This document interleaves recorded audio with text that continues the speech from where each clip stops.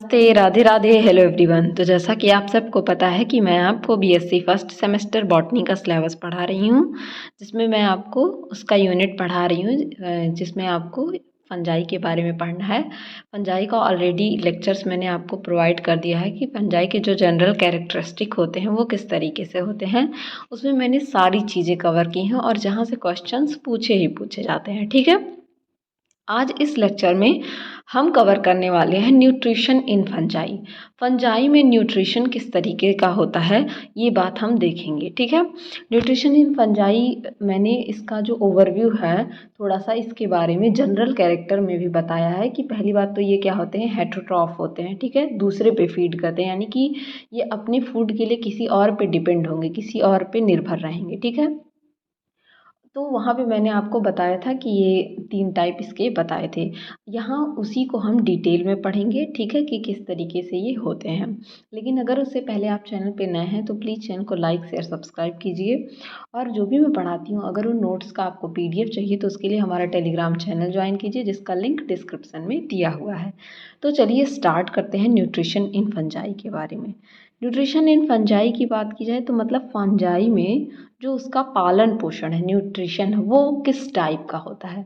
तो पहली बात मैंने पहला ये हाईलाइट किया है, कैसा होता है, हेट्रोट्रॉफ, यानी कि ये डिपेंड होते हैं किसी और पे अपने फूड के लिए। ठीक है, जैसे हम लोग डिपेंड होते हैं प्लांट पे अपने फूड के लिए, उसी तरीके से अगर फंजाई की बात की जाए तो फंजाई अपने प्लांट के अपने फूड के लिए क्या होता है, किसी एनिमल पे डिपेंड होता है, सैप्रोफाइट होगा या किसी लिविंग होस्ट पे पैरासाइट होगा। इस तरीके का इसमें फंजाई में क्या होता है, न्यूट्रिशन पाया जाता है। ठीक है, फंजाई जो है अपना फूड या तो डेड या डिकेइंग मटेरियल्स, जो सड़े गले पदार्थ हैं जो मर गए हैं, उनसे एब्जॉर्ब करते हैं डायरेक्टली उनके सेल मेम्ब्रेन से, या लिविंग ऑर्गेनिज्म से ये ऑब्टेन करते हैं। अगर वो अपना फूड मटेरियल लिविंग होस्ट से, किसी जीवित कोई, जैसे कि हम लोगों के बालों में जुएं पाए जाते हैं जिनको कि लाइस कहा जाता है, हेड लाइस। ठीक है, ह्यूमनस पेडिकुलस जिसका नाम होता है, तो वो क्या होते हैं, हमारे ऊपर पैरासाइट की तरह होते हैं। एक्टो पैरासाइट बोला जाता है क्योंकि वो बाहर पाए जाते हैं, और हमारे बॉडी में एंडो पैरासाइट भी पाए जाते हैं, जैसे कि केचुआ हमारी बॉडी के अंदर पाया जाता है, एस्केरिस। तो वो क्या होते हैं, एंडो पैरासाइट होते हैं। उसी तरीके से ये फंजाई भी क्या होते हैं, किसी लिविंग प्लांट पे हो सकता है या एनिमल पे हो सकता है, लिविंग होस्ट पे। ठीक है, जो जीवित हो उस पे अगर ये फीड कर रहे हैं, फूड वहाँ से प्राप्त कर रहे हैं, तो उन्हें पैरासाइट कहा जाएगा। और अगर ये डेड ऑर्गेनिक मैटर से, जो सड़ा गला पदार्थ है, ठीक है, जो ऑर्गेनिक मैटर बन चुका है, अगर उनसे लिक्विड फॉर्म में ये फूड ऑब्जॉर्व कर रहे हैं तो उन्हें क्या कहा जाएगा, सैप्रोफाइट कहा जाएगा। ठीक है, यहाँ पर ये क्या करते हैं, कई सारे एंजाइम्स सिक्रीट करते हैं। जैसे हम लोगों की बॉडी में भी क्या होता है, फूड को डाइजेस्ट होने के लिए हमारे स्टमक में क्या होता है, कई सारे एंजाइम सिक्रीट होते हैं, पेप्सिन, और हमारे माउथ से ही एमाइलेज स्टार्ट हो जाता है। उसी तरीके से इनमें ब्रेक डाउन होने के लिए कॉम्प्लेक्स को प्रोटीन और कार्बोहाइड्रेट जैसे मॉलिक्यूल को तोड़ने के लिए, उन मॉलिक्यूल को सिंपलर फॉर्म में तोड़ने के लिए कई सारे एंजाइम्स सिक्रीट होते हैं। ठीक है, अगर मोड ऑफ न्यूट्रिशन की बात की जाए तो फंजाई को आप लोग बेसिकली 3 कैटेगरी में डिवाइड कर सकते हैं। पहला पैरासाइट, दूसरा सैप्रोफाइट, और पैरासाइट, सैप्रोफाइट एंड सिम्बियोटिक। ठीक है, यहाँ पे ये गलत हो लिखा गया है, यहाँ पे आप सिम्बियोटिक कर लीजिएगा, ये रहेगा symbiotic. Parasite, saprophyte and symbiotic. यहाँ पे आप देख सकते हैं इस स्ट्रक्चर में, यहाँ पे इस स्ट्रक्चर में आप देख सकते हैं कि किस तरीके से दिखाया गया है। ये क्या है, हेटरोट्रॉफिक न्यूट्रिशन को दिखाया गया है। और हेटरोट्रॉफिक न्यूट्रिशन भी किस तरीके का होता है, 3 तरीके का होता है, जिसमें आपके आते हैं सैप्रोफाइट, पैरासाइट जो डिकेइंग मैटर पे, पैरासाइट जो लिविंग होस्ट पे, सिम्बियोटिक। सिम्बियोटिक का मतलब होता है, अभी आगे भी आप जानेंगे, जो एक दूसरे के साथ म्यूचुअल, एक दूसरे को क्या करें, बेनिफिट, लाभ दें। ठीक है, ऐसा रिलेशन जो एक दूसरे को लाभ दे, बेनिफिट दे, उसे कहा जाता है सिम्बियोसिस। ठीक है, और ऐसा देखा जाता है किसमें, ये एग्जाम्पल दिया गया आपको सिम्बियोटिक का, ये पैरासिटिक फंजाई हैं, किसी पे पैरासाइट है डिकेइंग मैटर पे, ये लिविंग पे, लाइकेन और माइकोराइजा। लाइकेन और माइकोराइजा को डिटेल में आप पढ़ेंगे, यहाँ पे आप इतना ही डायग्राम से समझिए। ठीक है, तो चलिए स्टार्ट करते हैं हम लोग सैप्रोफाइट से। सैप्रोफाइट क्या होते हैं ये तो मैं आपको पहले भी बता चुकी हूँ कि ये अपना न्यूट्रिशन कैसे लेते हैं, डेड और डिकेइंग ऑर्गेनिक मैटर से। Dead and decaying organic matter, ठीक है।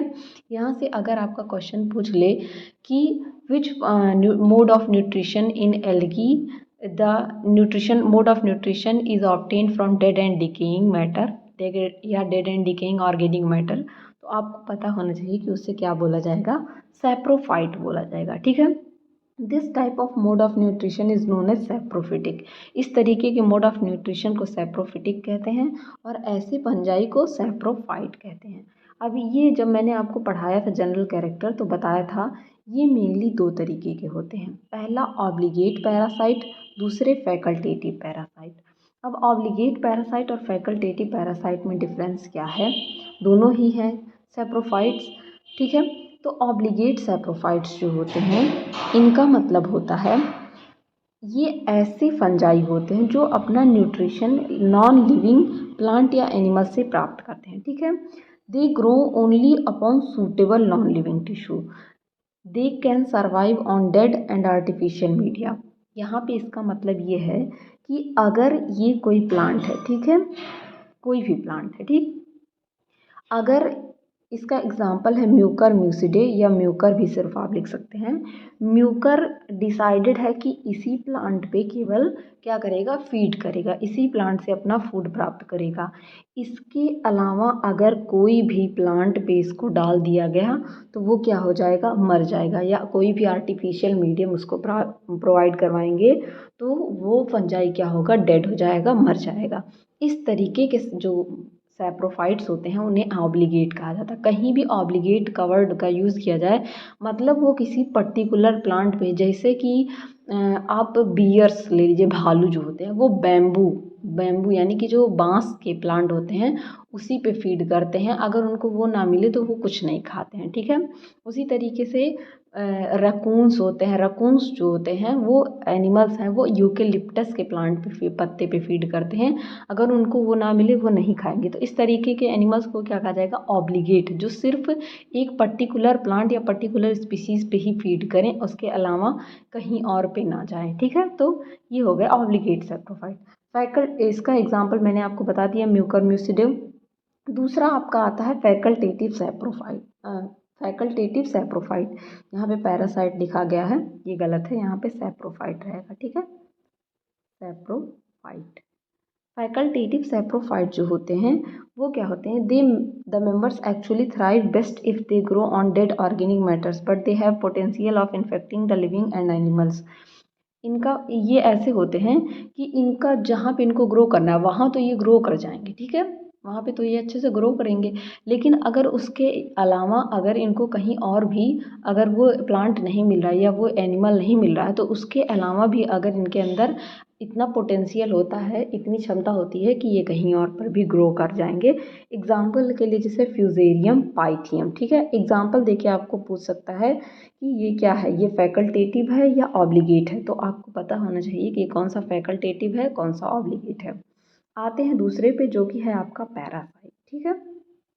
तो पैरासाइट मैंने आपको बताया कि ये अपना फूड मटेरियल एब्जॉर्ब करते हैं किसी लिविंग टिश्यू के होस्ट से, ठीक है, कोई होस्ट है उसके लिविंग टिश्यू से, ठीक है। ये जिस पे ये पैरासाइट की तरह जाएंगे, पैरासिटाइज करेंगे, या हम ही लोग की बॉडी पे कोई फंगस है, ठीक है, वो ग्रो कर रहा है तो हमारी बॉडी मतलब हम लोग लिविंग बींग्स हैं, हमारी टिश्यूज से वो क्या करेगा, फूड एब्जॉर्ब करेगा, यानी कि हमारे अंदर पाया जाएगा या हमारे ऊपर फंगस देखते हैं आपको ग्रो हो जाता है, दाद खाज खुजली जिसको कहते हैं, रैसेस वगैरह हो जाते हैं किसी के स्किन पे, तो वो क्या होता है, फंगस की वजह से होता है। कई सारे आई जो है डिजीज़ भी फंगस की वजह से होते हैं, तो वो हम लोग की बॉडी पे क्या कर रहे हैं, पैरासाइट की तरह वर्क कर रहे हैं, क्योंकि हम लोग लिविंग बींग्स हैं और वो हमारे से फूड को एब्जॉर्ब कर रहे हैं, तो वो क्या हो गया, पैरासाइट हो गया।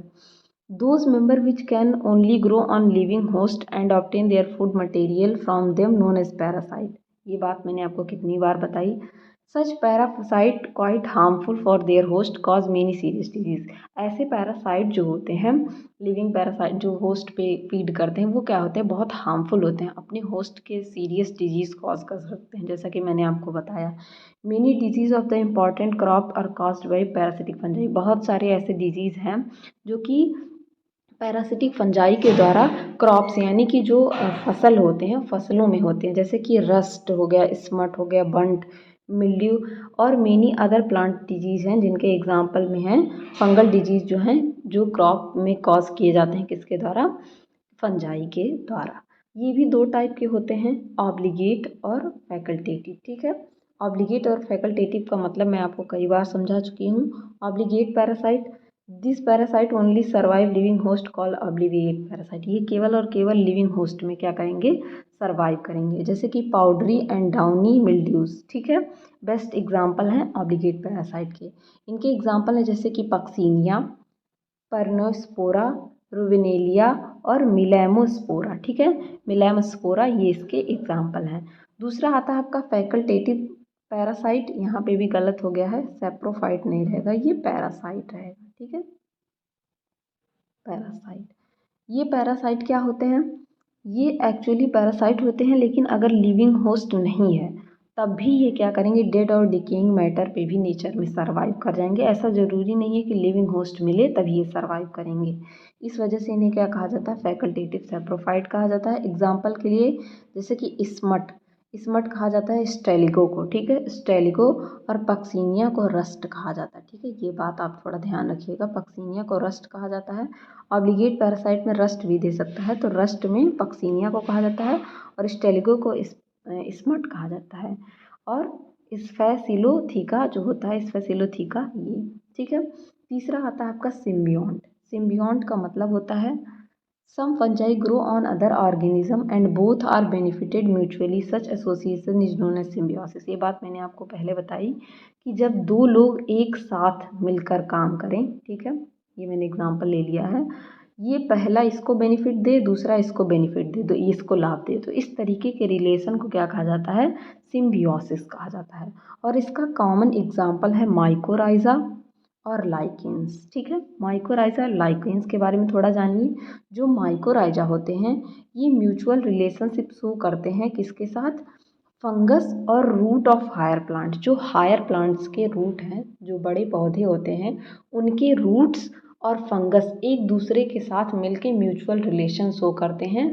फंगस कुछ चीज़ें अपनी किसको देता है, रूट्स को देता है, और रूट अपनी कुछ चीज़ें जैसे फूड वगैरह हो गया वो फंगस को देता है। तो इस तरीके के रिलेशन को क्या कहते हैं, सिम्बियोसिस कहते हैं, और ये देखा जाता है माइकोराइजा में। अब माइकोराइजा में आपसे ऑप्शन में दे के पूछ सकता है कि roots of higher plants and fungus, this type of relationship is known is found in. तो आपको एग्जांपल में माइकोराइजा दे देगा, लाइकेंस दे देगा, एल्गी दे देगा, फंजाई दे देगा, तो आपको पता होना चाहिए कि पर्टिकुलरली ये किस में देखा जाता है, माइकोराइजा। ठीक है, इस तरीके के रिलेशनशिप को क्या कहते हैं, माइकोराइजा में देखा जाता है। लाइकेंस क्या होते हैं, लाइकेंस क्या होते हैं, the thallus of lichens consist of fungus symbiotic living with an alga.